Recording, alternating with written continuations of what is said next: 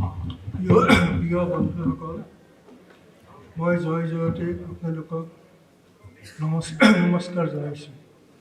মই এক প্ৰকাৰে শাৰীৰিক প্ৰতিবন্ধী, কাৰণ মোৰ বাকযন্ত্ৰটো স্বৰযন্ত্ৰটো সমূলি বেয়া হৈ গৈছে।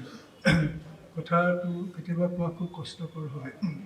আজিও খুব বেয়া অৱস্থাত আছে, তথাপিতো মই খুব চমুকৈ কেইটামান কথা ক'বলৈ চেষ্টা কৰিম। সেইদিনালৈকে মোৰ স্মৃতিশক্তিৰ খুব প্ৰশংসা হৈছিল, কিন্তু বয়স বৃদ্ধিৰ লগে লগে মোৰ স্মৃতিশক্তি খুব দ্ৰুতগতিৰে হ্ৰাস পাব ধৰিছে। সেইকাৰণে মই যিকেইটা কথা কওঁ সেইকেইটা মই পঞ্জিকা লিখি লৈছিলোঁ, মই চাই নকওঁ। এটা নতুন ৰাজনৈতিক দলৰ জন্মলগ্নত আমি উপস্থিত থাকিবলৈ সৌভাগ্য অৰ্জন কৰিছোঁ। জয় জয়তে এই নতুন দলটোৰ প্ৰতি আমাৰ খুব আন্তৰিক শুভেচ্ছা আগবঢ়াইছোঁ আৰু দলটোৰ এটা সফল উজ্জ্বল ভৱিষ্যত কামনা কৰিছোঁ।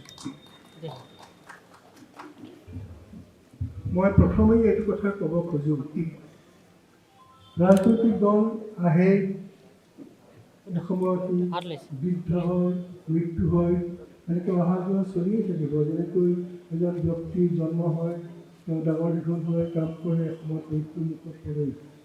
খুব কম ৰাজনৈতিক দলেই চিৰস্থায়ী হ'ব পাৰে। এতিয়া যিটো নতুন ৰাজনৈতিক দলৰ জন্ম দিয়াৰ প্ৰস্তুতি চলিছে, সেই দলটোৱে যদি এটা কিছু মৌলিক বৈশিষ্ট্য অৰ্জন নকৰে, কাৰণ 10টা গতানুগতিক দলৰ নিচিনাই হৈ থাকে, তেতিয়াহ'লে এই দলটো মানুহৰ মনত খুব বেছি ৰেখাপাত কৰিব নোৱাৰিব, বা আজিৰ যুগৰ যিটো ক্ষমাহীন হিংস্ৰ প্ৰতিযোগিতা, তাত তিষ্ঠি থাকিবলৈতো অলপ কষ্ট হ'ব। সেইকাৰণে মোৰ প্ৰথম কথা হ'ল যে যিটো নতুন দলৰ জন্ম দিছে, বহুতো গুণী জ্ঞানী ব্যক্তি এই দলটোৰ পিছত আছে, তেওঁলোক অভিজ্ঞ, তেওঁলোক জ্ঞানী, কিন্তু লগতে এই কথাটো যেন তেওঁলোকে মনত ৰাখে যে আন 10টা দলৰ নিচিনা যদি গতানুগতিক দল এটা হয়, সেই দলটোৱে সেই গতানুগতিকভাৱেই কাম কৰিব, কিছু সফল হ'ব, কিছু ব্যৰ্থ হ'ব, কিছুদিনৰ পিছত ৰাইজৰ গাড়ী হপনি আৰম্ভ হ'ব, আকৌ দলটোৰ অকাল মৃত্যু বা অপমৃত্যু হ'ব। সেইটো ভাগ্য পৰিহাৰ কৰি চলিবলৈ মই বিচাৰোঁ যে দলটোৱে গভীৰভাৱে চিন্তা কৰি এটা সম্পূৰ্ণ অগতানুগতিক দলত পৰিণত হওক, দলটোৰ কিছু নতুন মৌলিক বৈশিষ্ট্য থাকক, তেওঁলোকে নতুন কাৰ্যসূচীৰে নহয়, এটা নতুন চৰিত্ৰ শক্তিৰে অসমৰ ৰাইজৰ সন্মুখত থিয় হওক। এই বিষয়ে এটা আৰ্হি বা উদাহৰণ দাঙি ধৰিবলৈ মই 19 শতিকাৰ জাৰ্মানীলৈ যাব খুজিছোঁ। এসময়ত জাৰ্মান জাতিৰ এটা ঐক্যবদ্ধ শক্তিশালী জাতি আছিল, কেইবা শতাব্দী আগতে। কিন্তু ইউৰোপত 1618 চনৰ পৰা 1648 চনলৈকে যিটো 30 Years War বুলি ইতিহাসত বিখ্যাত 30 বছৰীয়া যুদ্ধ, যিখন যুদ্ধই সমগ্ৰ ইউৰোপৰ সভ্যতা, সমাজ, জীৱন ধাৰা বহুতখিনি উলট পালট কৰি দিলে। সেই 30 বছৰীয়া যুদ্ধই জাৰ্মান জাতিটো খণ্ড বিখণ্ড কৰি বহুতো সৰু সৰু জমিদাৰী বা দ্বীপতমত পৰিণত কৰিলে। যেতিয়া 19 শতিকাৰ আৰম্ভণিতে নেপোলিয়নে জাৰ্মানী আক্ৰমণ কৰিলে, সেই সময়ত জাৰ্মানী খণ্ড বিখণ্ড বহুত সৰু সৰু জমিদাৰী বা ৰাজ্যত পৰিণত হৈছিল। আনকি জাৰ্মান জাতিৰ মহাকবি গেটে, তেওঁৰো জন্ম হৈছিলে ৱাইমাৰ ৰিপাব্লিক নামৰ এটা ক্ষুদ্ৰ জমিদাৰী। কিন্তু তেতিয়াই যেতিয়া নেপোলিয়নৰ হাতত জাৰ্মানসকল খুব শোচনীয়ভাৱে পৰাজিত হ'ল, এতিয়া জাৰ্মানীৰ যিসকল তৰুণ সম্প্ৰদায়, ছাত্ৰ, যুৱক, আদৰ্শবাদী মানুহ, আপোনালোকৰ নিচিনা, তেওঁলোকৰ মনত এনে এটা বাসনা হ'ল যে আমি জাৰ্মান জাতিক এটা নতুন ঐক্যবদ্ধ শক্তিশালী জাতিত পৰিণত কৰিব লাগিব। তেওঁলোকে এনেকুৱা এটা দৃঢ় সংকল্প লৈ সেই কাম আৰম্ভ কৰিলে। ঠিক সেই সময়তে তেওঁলোকৰ সৌভাগ্য যে জোহান গটলিয়ে ফিchte নামৰ এজন দাৰ্শনিক, যিজন দাৰ্শনিক পৃথিৱীৰ 100জন শ্ৰেষ্ঠ ভাবুকৰ ভিতৰত অন্যতম বুলি ধৰা হয়। তেওঁ আত্মপ্ৰকাশ কৰিলে। জাৰ্মানীক এটা ঐক্যবদ্ধ শক্তিশালী জাতি কৰাৰ চেষ্টা আৰম্ভ হ'ল। সেই সময়তেই জাৰ্মানীত আৱিৰ্ভূত হ'ল জোহান গটলিয়ে ফিchte নামৰ এজন দাৰ্শনিক। 1807 চনত তেওঁ এখন কিতাপ লিখিছিল। কিতাপখনৰ নাম address to the German nation. Address to the German nation, German জাতিৰ চিঠি। সেই চিঠিখন সেই কিতাপখন বিশ্ববিখ্যাত এইকাৰণেই যে যিটো জাতীয়তাবাদ আধুনিক বিশ্বৰ এটা প্ৰধান চালিকা শক্তি, সেই জাতীয়তাবাদৰ মন্ত্ৰ প্ৰথম উচ্চাৰিত হৈছিল প্ৰবলভাৱে সেই কিতাপখনত, address to the German nation.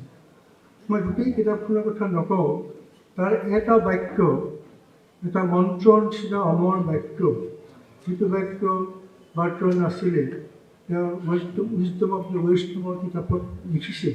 মই সেই বাক্যটোৱেই ক'ব খোজোঁ এইকাৰণে যে সেই বাক্যটোৱেই যদি এই নতুনকৈ আত্মপ্ৰকাশ কৰা দলটোৰ মূল মন্ত্ৰ হয়, সেই মূল মন্ত্ৰই যদি তেওঁলোকে অসমীয়া জাতিক শিক্ষিত কৰিব পাৰে,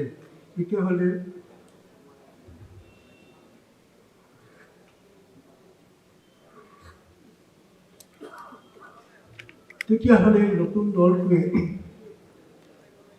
কেৱল কিছুমান মন্ত্ৰী বিধায়ক সৃষ্টি কৰাতে ক্ষান্ত নাথাকি, কিছুমান নতুন ধনকুবেৰক সৃষ্টি কৰাতে ক্ষান্ত নাথাকি অসমীয়া জাতিলৈ কিবা এটা স্থায়ী মহৎ দান আগবঢ়াব পাৰে। Johann Gottlieb Fichte address to the German নামৰ কিতাপখনত যিটো বাক্য লিখিছিল, সেই বাক্যটো যদি অসমীয়া জাতিৰো মূল মন্ত্ৰ হয়, আপোনালোকৰো মূল মন্ত্ৰ হয়, তেতিয়াহ'লে আশা কৰোঁ এই নতুন দলটোৱে এটা সম্পূৰ্ণ ব্যক্তিত্বৰ ৰূপত আত্মপ্ৰকাশ কৰিব।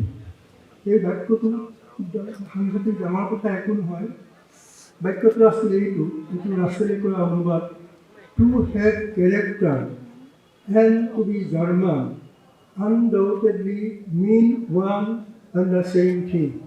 অৰ্থ হ'ল যে জাৰ্মান আৰু চৰিত্ৰ এই দুটা শব্দই সমাৰ্থক হ'ব লাগিব।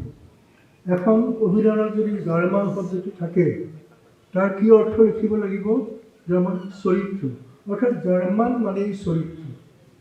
তেওঁ কৈছিল যেতিয়া জাৰ্মান শব্দটো মানে বুজাব চৰিত্ৰ, তেতিয়া সেই জাৰ্মান জাতিৰ প্ৰকৃত উত্থান হ'ব, তেওঁলোকে আজিৰ জগতত এটা শীৰ্ষস্থান লাভ কৰিবলৈ সমৰ্থ হ'ব। সঁচাকৈয়ে সেই মন্ত্ৰ সানুগত কৰি জাৰ্মান জাতিয়ে নিজকে এনেকৈ পুনৰ গঠন কৰিলে যে আনকি প্ৰথম দুখন বিশ্বযুদ্ধই জাৰ্মানীক ধ্বংসস্তূপত পৰিণত কৰাৰ পিছতো আজিও জাৰ্মানী পৃথিৱীৰ এখন অগ্ৰগণ্য দেশ। গতিকে মই প্ৰথম কওঁ যে মই চৰিত্ৰ শব্দটোৰ অৰ্থ এইটো নহ'ব সদায় সঁচা কথা ক'বা, ঈশ্বৰক ভক্তি কৰিবা, গুৰুজনক সেৱা কৰিবা। মই সেইটো চৰিত্ৰ শক্তিৰ কথা কোৱা নাই, বা এইটো যিটো মই ক'লোঁ সেইটো চৰিত্ৰ শক্তিৰ কথাও কোৱা নাই। এই যিটো চৰিত্ৰ শক্তিৰ কথা ক'ব খুজিছোঁ বহুত দীঘলীয়া নকৰোঁ, এটা মাত্ৰ কথা কওঁ। এজন মাৰাঠী পণ্ডিতে মাৰাঠীসকলৰ চাৰিত্ৰিক বৈশিষ্ট্যৰ কথা ক'বলৈ গৈ এটা দীঘল প্ৰবন্ধত এটা বাক্য লিখিছে। সেই বাক্যটোকে মই আপোনালোকক কৈ শুনাব খোজোঁ। বাক্যটো আছিল, মাৰাঠীসকলৰ মানসিকতাত এনে এটা বস্তু আছে যিটো বস্তুৱে তেওঁলোকক সমগ্ৰ জীৱন একনিষ্ঠ হৈ কোনো এটা কাৰ্যসূচী ৰূপায়িত কৰিবলৈ আৰু তাক বিশ্বক উপহাৰ দিবলৈ অনুপ্ৰাণিত কৰে। আপোনালোকে ধৈৰ্য ধৰি শুনক, মই বাক্যটো আকৌ এবাৰ ক'ম, কাৰণ এইটোৱে হৈছে এনেকুৱা এটা আমাৰ মাজত জাতি আছে, মাৰাঠী জাতি, কি গৰ্বেৰে কি অহংকাৰেৰে এই বাক্যটো ক'ব পাৰিছে। আপোনালোকে প্ৰত্যেকেই নিজকে সুধি চাওকচোন যে এজন অসমীয়া হিচাপে আপোনালোকে নিজৰ জাতিটোৰ বিষয়ে এনে এটা কথা ক'ব পাৰিলে? মাৰাঠীসকলৰ মানসিকতাত এনে এটা বস্তু আছে যিটো বস্তুৱে তেওঁলোকক সমগ্ৰ জীৱন একনিষ্ঠ হৈ কোনো এটা কাৰ্যসূচী ৰূপায়িত কৰিবলৈ আৰু তাক বিশ্বক উপহাৰ দিবলৈ অনুপ্ৰাণিত কৰিম। তেওঁলোকেনো কিয় এই বাক্যটো ইমান গৰ্ব কৰিব পাৰিছে, সেই বিষয়ে মই বহু কথা পঢ়িছোঁ, বহুত জানো, সেইখিনি ক'বলৈ মোৰ সময় নহ'ব। কিন্তু যিটো জাতিয়ে এনে এটা কথা কৈ নিজকে লৈ অহংকাৰ কৰিব পাৰে, সেই জাতি বিশ্বত তিষ্ঠি থাকিব যে আমাৰ নিচিনা অসম। কিয়ক মই সেইখিনি কথা এৰিলোঁ? মই কৈছোঁ যে এটা নতুন দলটো জীয়াই থাকিব, হয়তো কেৱল জীয়াই থকাটোতো জীৱন নহয়। এই দলটোৱে যদি অসমীয়া জাতিক এটা নতুন শক্তিশালী ৰূপত গঢ়ি তুলিব খোজে, তেন্তে প্ৰথমেই দলটো নিজে এটা নৈতিক বলেৰে বলীয়ান শক্তিশালী দল হ'ব লাগিব। তাৰ মই প্ৰথম চৰ্ত হিচাপে ক'ব খোজোঁ যে আমাৰতো নিৰ্বাচন আহি আছে। বোধ হয় এই দলটো নিৰ্বাচনত প্ৰতিদ্বন্দ্বিতা কৰিব। এইটো আমি কেতিয়াও আশা নকৰোঁ যে চৰকাৰ গঠন কৰিব পৰাকৈ তেওঁলোকে সংখ্যাগৰিষ্ঠতা লাভ কৰিব। ধৰি ল'লোঁ মাত্ৰ খুব কম সময়ত তেওঁলোকে 4জন বা 5জন বা খুব বেছি 10জন বিধায়ক পঠিয়াবলৈ সক্ষম হ'ব। কিন্তু এটা কথা মনত ৰাখিলেই হ'ব যে চব বস্তু কেৱল সংখ্যাৰে তাৰ শ্ৰেষ্ঠত্ব নিৰূপণ কৰা নহয়। এটা উদাহৰণ দিওঁ। দেশ স্বাধীন হোৱাৰ পিছত যেতিয়া 1952 চনত প্ৰথম সাধাৰণ নিৰ্বাচন হ'ল, পশ্চিমবংগৰ বিধানসভাত কংগ্ৰেছৰ জয় জয়কাৰ গোটেইবোৰ আসন কংগ্ৰেছেই দখল কৰিছিল। এতিয়া বিধান চন্দ্ৰ ৰায়ৰ নিচিনা বিৰাট ব্যক্তিত্বৰ মানুহ পশ্চিমবংগৰ মুখ্যমন্ত্ৰী। মাত্ৰ 2জন কমিউনিষ্ট মেম্বাৰ, জ্যোতি বসু আৰু হৰেকৃষ্ণ কুমাৰ। মাত্ৰ সেই 2জন কমিউনিষ্ট সদস্যই প্ৰায় 240জন সদস্য বিশিষ্ট পশ্চিমবংগ বিধানসভা কংগ্ৰেছ দলক চৰকাৰক প্ৰতি মুহূৰ্ততে কঁপাই ৰাখিব পাৰিছে।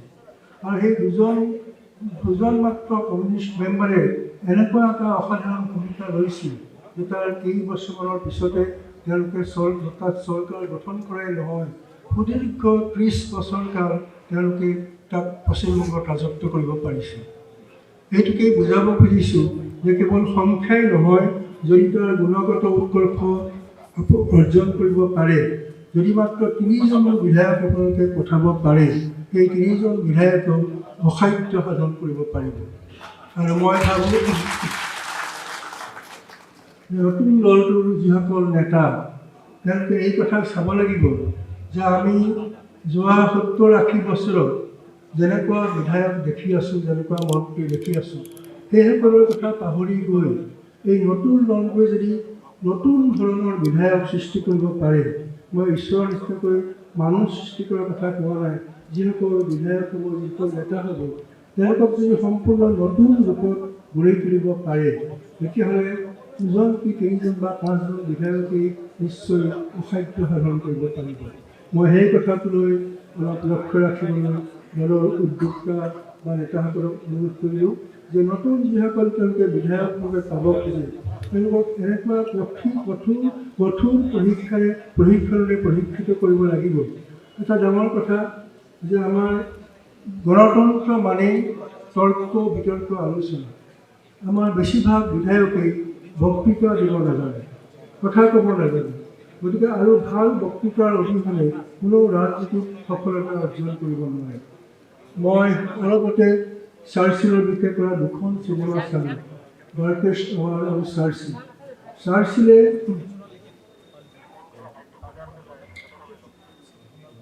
পাৰ্লিমেণ্টত এটা 15 মিনিটৰ বক্তৃতা দিবলৈ গোটেই ৰাতি উজাগৰে থাকি আইনাৰ সন্মুখত থিয় হৈ 4 ঘণ্টা তেওঁ বক্তৃতা অনুসৰণ কৰে।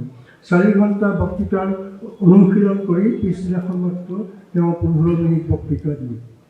দ্বিতীয় মহাযুদ্ধত গ্ৰেট ব্ৰিটেইন জয়ী হৈছিল। এতিয়া ঐতিহাসিকে লিখিছে যে অকল সৈন্য বাহিনীয়ে সেই যুদ্ধ জয় কৰা নাছিল, তাৰ লগত আছিল চাৰ্চিলে পঠোৱা বেটেলিয়ন অফ ৱৰ্ডছ। চাৰ্চিলৰ শব্দই সৈন্য বাহিনীৰ নিচিনা কাম কৰি যুদ্ধ জয়ত এটা ডাঙৰ ভূমিকা লৈছিল।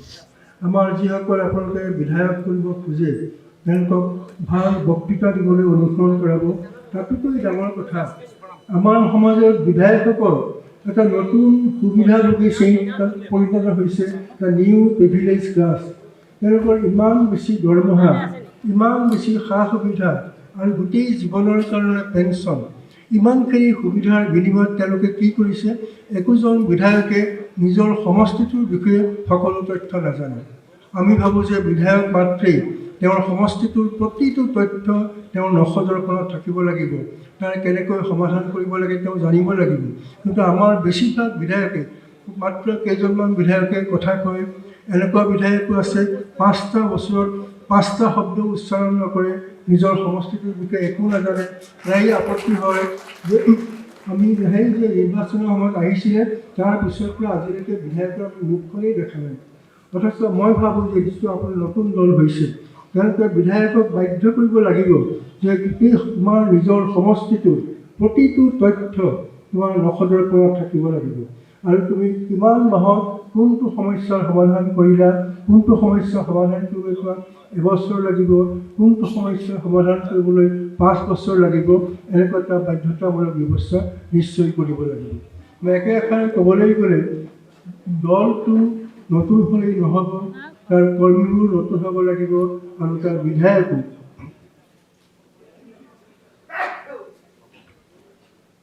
সম্পূৰ্ণ নতুন ধৰণৰ বিধায়ক সৃষ্টি কৰিবলৈ চেষ্টা কৰিব লাগিব। আৰু মই ভবা মতে এই নতুন দলটোৱে অকল নিৰ্বাচন খেলি বিধায়ক হৈ মন্ত্ৰী হৈ এটা নতুন অসমীয়া জাতি কেতিয়াও গঠন কৰিব নোৱাৰিব। অসমীয়া জাতিৰ যিবোৰ প্ৰধান সমস্যা সেইবোৰ খুব বিজ্ঞানসন্মতভাৱে অধ্যয়ন কৰি তাৰ সমাধানৰ চেষ্টা কৰিব লাগিব। অসমীয়া জাতিৰ যিকেইটা প্ৰধান শত্ৰু, এটা হ'ল অসমীয়া জাতি কৰ্মবিমুখ, পৰিশ্ৰম বিমুখ, এলেহুৱা। কিন্তু আমি সদায় সেইটো কথা কৈয়ে থাকিম নেকি? তাৰতো নিৰাকৰণৰ কিছু ব্যৱস্থা কৰিব লাগিব। যিটো ৰাজনৈতিক দলেই অসমীয়া জাতিক পৰিশ্ৰমী কৰি তুলিব পাৰিব, কৰ্মমুখী কৰি তুলিব পাৰিব, তেনেকুৱা এটা ৰাজনৈতিক দলহে অসমীয়া জাতিৰ প্ৰকৃত মিত্ৰ হ'ব পাৰিব। সেইটো কাম কেনেকৈ কৰা যায়? মই আজি প্ৰায় 2 বছৰ আগতে এখন কিতাপ পঢ়িছিলোঁ, ৱৰ্ক ইন আমেৰিকা। লেখকৰ নাম জৰ্জ হেৰিছ আৰু ৰবাৰ্ট ট্ৰটাৰ। দুজন আমেৰিকান পণ্ডিতে সমগ্ৰ আমেৰিকা অধ্যয়ন কৰি যে ৱৰ্ক ইন আমেৰিকা, আমেৰিকাৰ মানুহে কাম কৰে নে নকৰে, যিসকলে কৰে তেওঁলোকে কিয় কাম কৰে, যিসকলে নকৰে কিয় কাম নকৰে, কোনবিধৰ কাম কৰে, কাম কৰি তেওঁলোকে তাৰ বিনিময়ত কি পায়, এই গোটেইবোৰ পুংখানুপুংখ অধ্যয়ন কৰি এখন বিশাল কিতাপ লিখিছিলে ৱৰ্ক ইন প্ৰগ্ৰেছ। সেই কিতাপখনৰ বহুতো চমৎকাৰ তথ্য এইবোৰ ক'বলৈ সময় নাই, মই পঢ়িছোঁ কিতাপখন। মই এইটো বিচাৰোঁ যে নতুন দলটোৱেও অসমীয়া জাতি, আমি সদায় কম কৰ্মবিমুখ, পৰিশ্ৰম বিমুখ, এলেহুৱা, সেইটো আৰু মুখেৰে হাজাৰবাৰ আমি বক্তৃতা কৈছোঁ, কিন্তু তাৰতো প্ৰতিকাৰো কৰিব লাগিব। মই এইটো বিচাৰোঁ, এটা পৰামৰ্শ দিব খোজোঁ যে নতুন দলটোৱেও আমাৰ মানুহ, মই লগতে আৰু এটা কথা কওঁ যে আমাৰ ৰাজ্যখনত উচ্চ শিক্ষাৰ নামত কোটি কোটি কোটি কোটি টকাৰ অপচয় হৈছে। লাখ লাখ শিক্ষিত নিবনুৱা, 3-4খন বিশ্ববিদ্যালয়ে প্ৰতি বছৰেই হাজাৰ হাজাৰ গ্ৰেজুৱেট, হাজাৰ হাজাৰ পষ্ট গ্ৰেজুৱেট কৰে। চাকৰি বিচাৰি হাহাকাৰ, শিক্ষিত নিবনুৱা নামৰ এটা আচৰিত শব্দও ওলাইছে। কিন্তু এই শিক্ষিত লোকসকলে যে শিক্ষিত মানুহে কৰিবলগীয়া কোনো এটা কামেই কিন্তু নকৰে। আজি বাঙালীসকলে, আনকি বাংলাদেশৰ বাঙালীসকলেও ইমান বিভিন্ন বিস্তৃত বিষয়ৰ কিতাপ লিখি তাত এটা বানপানীৰ সৃষ্টি কৰিছে। আমাৰ ইয়াতে প্ৰবন্ধ লিখা মানুহৰ, শিক্ষিত মানুহৰ অভাৱ। মই এইটো বিচাৰোঁ যে নতুন দলটোৱে এই শিক্ষিত লোকসকলক কৰ্মমুখী কৰক, এই ৱৰ্ক ইন প্ৰগ্ৰেছৰ নিচিনা এটা অধ্যয়ন আৰম্ভ কৰক। তেতিয়াহে অসমীয়া জাতিৰ মানসিকতা, তেওঁলোকৰ আচল কি সমস্যা, সেইবোৰ তেওঁলোকে ভালকৈ বুজিব পাৰিব। কৰিবলগীয়া ঢেৰ কাম আছে, কিন্তু মোৰ মনলৈ অহা কথাকেইটা উল্লেখ কৰিছোঁ মাত্ৰ। আৰু এটা ডাঙৰ কথা, আজি অসমীয়া জাতি আমি কাক কওঁ? যি অসমীয়া ভাষা কয় সেই অসমীয়া জাতি। আজি অসমীয়া ভাষা কোৱা মানুহৰ সংখ্যা শতকৰা 48 হৈছেগৈ। আমাৰ ভাষাৰ ওপৰত, আমাৰ সংস্কৃতিৰ ওপৰত চাৰিওফালৰ পৰা আক্ৰমণ চলিছে। আৰু অসমীয়া ভাষাটোক ৰক্ষা কৰিবলৈ অসমৰ কোনো এটা চৰকাৰে আজিলৈকে ভালকৈ চেষ্টা কৰা নাই। সদায় কয় যে ইংৰাজী মাধ্যমৰ আগ্ৰাসনত পৰি অসমীয়া ভাষী লাহে লাহে লুপ্ত হ'ব ধৰিছে। এই নতুন দলটোৱে তেওঁলোকে চৰকাৰ গঠন কৰিব পাৰিব বুলি আশা নকৰোঁ, কিন্তু তেওঁলোকে এইবাৰ আশা নকৰোঁ যে তেওঁলোকে যদি অসমীয়া মাধ্যমৰ স্কুলবোৰত সেইবোৰক উদ্ধাৰ কৰি, পিটনিৰ পৰা উদ্ধাৰ কৰি, ধ্বংসৰ পৰা উদ্ধাৰ কৰি অসমীয়া জাতিৰ স্কুলবোৰক যদি নতুন মৰ্যাদাৰে প্ৰতিষ্ঠিত কৰে, কেৱল তেতিয়াহে অসমীয়া জাতি জীয়াই থাকিব পাৰে। আজি সেই হেমচন্দ্ৰ বৰুৱাৰ পৰা আৰম্ভ কৰি সিদিনাৰ বেলুধৰ শৰ্মালৈকে আগৰণ আনিছিল। অসমীয়া সভ্যতাৰ ইতিহাসত এটা নতুন উজ্জ্বল অধ্যায়ৰ সূচনা কৰিছিল। তেওঁলোক সকলোৱে আছিল সেই অসমীয়া মাধ্যমৰ মজলীয়া স্কুল, হাইস্কুলত পঢ়া ছাত্ৰ। আজি দেশ স্বাধীন হ'ল, কিন্তু আচলতে আমি সাংস্কৃতিকভাৱে ইমানেই বেছি পৰাধীন হ'লোঁ যে আজি আমি অসমীয়া ক'বলৈ লাজ পোৱা হ'লোঁ। অসমীয়া মাক বাপেকে আমাৰ ল'ৰা ছোৱালীয়ে অসমীয়া নাজানে বুলি ক'বলৈ গৰ্ববোধ কৰা হ'ল। যি হওক, এটা কোনোবাইতো তাৰ প্ৰতিকাৰ কৰিব লাগিব। যিটো নতুন ৰাজনৈতিক দলৰ উত্থান ঘটিছে, তেওঁলোকে অসমীয়া ভাষা শিক্ষা, অসমীয়া মাধ্যমৰ স্কুলবোৰক এটা নতুন মৰ্যাদাৰ আসনত প্ৰতিষ্ঠিত কৰিবলৈ আৰু অসমীয়া ভাষা কৈ, অসমীয়া ভাষা পঢ়ি গৰ্ব অনুভৱ কৰা মানুহৰ সংখ্যা বৃদ্ধি কৰিবলৈ চেষ্টা কৰিব লাগিব। অসমীয়া জাতি সেইটোৱেই অসমীয়া জাতি যি অসমীয়া ভাষা কয়, অসমীয়া ভাষাক ভাল পায়, অসমীয়া ভাষাত জ্ঞানৰ চৰ্চা কৰে। সেইটো নকৰালৈকে অসমীয়া জাতিৰ হৈ কাম কৰিবলৈ অহা কোনো ৰাজনৈতিক দলক অসমীয়া মানুহে গ্ৰহণ কৰা উচিত নহয়। আৰু মোৰ বহুত কথা ক'বলৈ আছে, ইমান দীঘলীয়া কথা ক'বলৈ সময় নাই। আৰু এটা কথা মই কওঁ, আমাৰ অকল অসমীয়া বুলি নহয়, ভাৰতীয়সকলৰ এটা ডাঙৰ দুখ হৈছে আমি কথা খুব বেছি কওঁ, কাম খুব কম কৰোঁ। বক্তৃতা খুব দীঘলকৈ দিওঁ, কিন্তু চিন্তা খুব কমকৈ কৰোঁ। আমাৰ সভাবোৰ হয়, সভা সমিতিবোৰ খুব বিজনেছ টাইপ হ'ব লাগে। দীঘল বক্তৃতা কেতিয়াও দিব নালাগে, টু দি পইণ্ট হ'ব লাগে। এনেকুৱা এটা ব্যৱস্থা নতুন দলটোৱে যদি কৰে, আমি কেৱল লেল পেল নোহোৱাকৈ বক্তৃতা দিয়েই থাকিম। আৰু এটা কথা, চব বিষয়ে গৱেষণা হৈছে। এটা বৈজ্ঞানিক গৱেষণাই প্ৰমাণ কৰিছে যে কোনোবাই যেতিয়া বক্তৃতা দিয়ে, মাত্ৰ প্ৰথম 17 মিনিটলৈ শ্ৰোতাৰ মগজে সেইখিনি গ্ৰহণ কৰে। 17 মিনিট পাৰ হৈ যোৱাৰ পিছতে শ্ৰোতাৰ মগজে লাহে লাহে সেইটো গ্ৰহণ কৰিবলৈ অস্বীকাৰ কৰে। কোনোবাই যদি 40 মিনিট বা এঘণ্টা বক্তৃতা দিয়ে, তেওঁৰ গোটেই বক্তৃতা অথলে যায়, কাৰণ শ্ৰোতাৰ মগজে সেইটো গ্ৰহণ নকৰে আৰু তেওঁলোকে নিজৰ ভিতৰতে কথা বতৰা পাতি মনোৰঞ্জন কৰিবলৈ চেষ্টা কৰে। মই এইটোও বিচাৰোঁ যে নতুন দলটোৰ ভৱিষ্যতে যিবোৰ সভা সমিতি হ'ব, তাত যেন কথা খুব কমকৈ কোৱা হয়, চিন্তা বেছিকৈ কৰা হয়, বেছিকৈ মনোযোগ দি শুনা হয়, এনেকুৱা ব্যৱস্থা কৰি মুঠতে অসমীয়া জাতিক অকল ৰাজনৈতিক ক্ষমতাৰে নহয়, বিভিন্ন উপায়েৰে অসমীয়া জাতিক এটা আধুনিক শক্তিশালী জাতিত পৰিণত কৰিবলৈ চেষ্টা কৰিলেও নতুন দলটোৰ জীৱন সাৰ্থক হ'ব। এটা কথাই বুজিব লাগে যে ৰাজনৈতিক ক্ষমতা আমাক লাগে, কিন্তু ৰাজনৈতিক ক্ষমতাই আমাৰ সৰ্বোচ্চ নহয়। আৰু বহুত কাম কৰিলেহে আমি অসমীয়া জাতিক ৰক্ষা কৰিব পাৰিম। আজি গোটেই দেশখনত, আজি আমাৰ প্ৰাচীন দেশ ভাৰতবৰ্ষ কেইবা হাজাৰ বছৰ ধৰি ভাৰতৰ বিভিন্ন প্ৰান্তত বিভিন্ন ধৰণৰ সভ্যতা সংস্কৃতি ক্ৰমে বিকশিত হৈছিল। প্ৰত্যেকটো সভ্যতাৰে বহুতো অমূল্য উপাদান আছে, কিন্তু বৰ্তমান যুগত এনে এটা প্ৰৱণতা দেখা গৈছে যে এক ৰাষ্ট্ৰ, এক ভাষা, এক ৰাষ্ট্ৰ, এক নিৰ্বাচন, এইবোৰ শ্লোগান দি এক ভাষা মানে কি, এক সংস্কৃতি মানে কি, ভাৰতবৰ্ষৰ যিখিনি খুব শক্তিশালী ৰাজ্য, তেওঁলোকৰ ভাষাটোকে, তেওঁলোকৰ সংস্কৃতিকে যদি গোটেই ভাৰতবৰ্ষৰ ভাষা সংস্কৃতি বুলি চলাবলৈ চেষ্টা কৰা হয়, তেন্তে আমাৰ নিচিনা যিবোৰ দুৰ্বল সংখ্যাগতভাৱে বা আন প্ৰকাৰে দুৰ্বল জাতি বিনাশ কৰাৰ ষড়যন্ত্ৰ বাহিৰে সেইটো আৰু একো নহ'ব। আমি অসমীয়াসকলেও তাহানি সূৰ্য কুমাৰ ভূঞাৰ ভাষাৰে ব্ৰহ্মপুত্ৰৰ দুয়োপাৰে বাস কৰা এই মানুহখিনিয়ে খুব কমেও 3000 বছৰ ধৰি এটা নতুন সভ্যতাৰ সাধনা কৰিছিল। সেই সভ্যতাক ৰক্ষা কৰাটো, তাক বিকশিত কৰাটো এই নতুন ৰাজনৈতিক দলৰ উদ্দেশ্য হওক, সেইখিনি কামনা কৰি মই এতিয়া গুৱাহাটীলৈ ঘূৰি যাব লাগিব। সেইকাৰণে বেছি কথা নকৈ মই ইমানতে সামৰিলোঁ। আৰু মই কৈছোঁ যে দীঘল বক্তৃতাটো খুব বেয়া কথা। মই যদি নিজেই দীঘল বক্তৃতা দিওঁ, সেইটো মোৰ কি হ'ব সেইটো বুজিছে নকওঁ। আৰু মোৰ কথাটো কষ্ট হোৱাত আৰু বেছি নকৰোঁ। যিহৰ শেষত মই নতুন দলটোৰ খুব আন্তৰিকভাৱে তেওঁলোকৰ উজ্জ্বল আৰু সফল ভৱিষ্যত কামনা কৰিছোঁ। কিন্তু লগতে এইটোও কওঁ, কেৱল শুভ কামনাই এটা নতুন দলক শক্তিশালী কৰিব নোৱাৰে।